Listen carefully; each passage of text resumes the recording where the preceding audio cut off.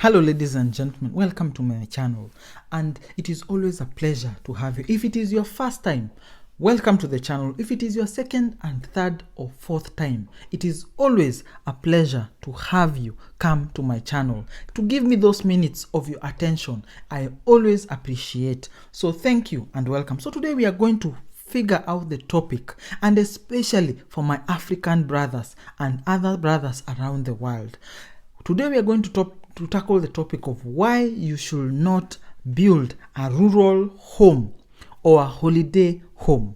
Ladies and gentlemen, I understand that sometimes because of culture, you are forced by either expectation of the society to be able to build a home in your rural or ancestral land, and especially in land that you do not live in. So you travel back and visit your home area, and that is where you build this house. Today I'm going to take it from a purely financial point of view. And if you feel that it has been offensive to you or it has been disheartening to you in any way, I am sorry, but I need to tackle it because it is something that is facing many people. So the first reason why you should not invest in a rural home or a holiday home is it is usually unused for majority of the time that it is there.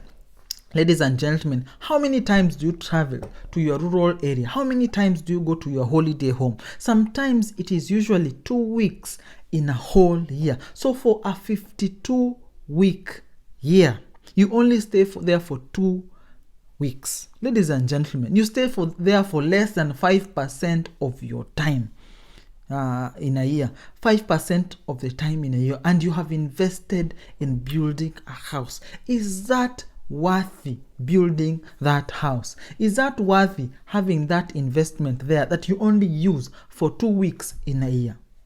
Ladies and gentlemen, just think about it, synthesize, and see whether it is really important that you may have that rural home. The other thing, ladies and gentlemen, is there is the risk of theft, misuse, or damage. Remember, this is investment and it is property, and as long as you are not there, there is always a risk that it might be misused by your relatives or other people around.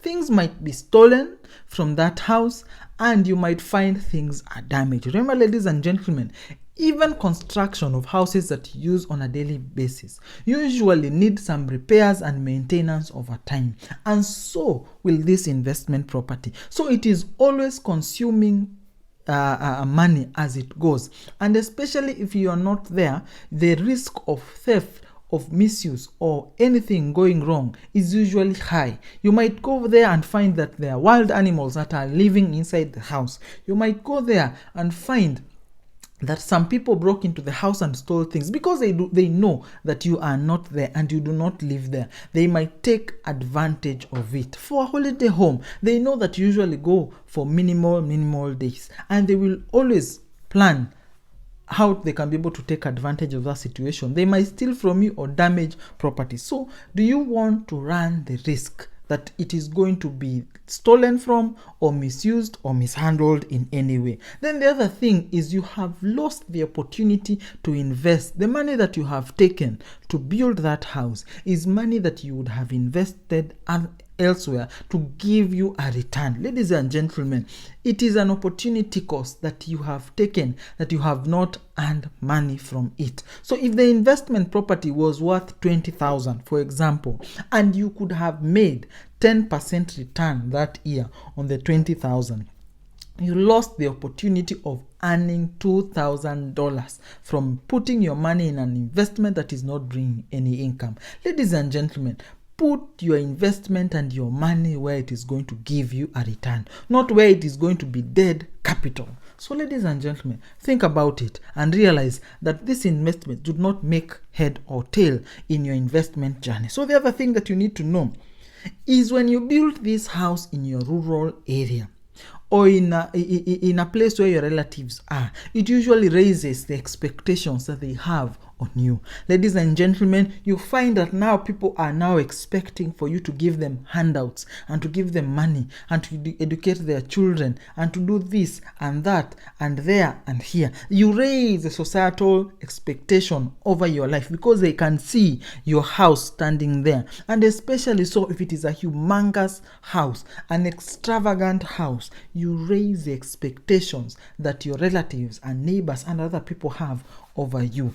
Remember, this expectation comes with a financial implication. So you need to think about it. Do you really need to show them and raise this expectation and increase the chances that they will ask or require that you give them money in the future? So ladies and gentlemen, think about it. The other thing and the other problem, especially with rural land, is the risk of ownership of the land, because this is inherited property most of the time. The thing is that you cannot separate, you cannot divide. Usually this property or this land is not separated to individuals. It is usually having one mother title, and there are several people who have settled on this land. So you cannot really separate and say that this is my land, or here is my land, or this is my portion. Basically, you're putting your money in a collective land.